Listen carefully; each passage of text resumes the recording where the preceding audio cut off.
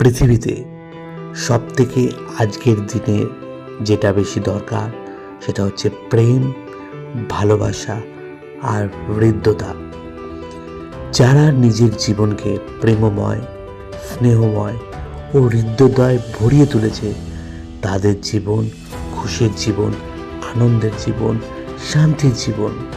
তাই নিজেকে প্রেমময় বানান, তার জন্য ক্ষমা করতে শিখুন। যত আপনি অন্যকে ক্ষমা করবেন, যত আপনি অন্যকে স্নেহ দেবেন, যত আপনি অন্যকে প্রেম দেবেন, তত আপনি ব্লেসিং পাবেন, দোয়া পাবেন, আশীর্বাদ পাবেন, ভালোবাসা পাবেন।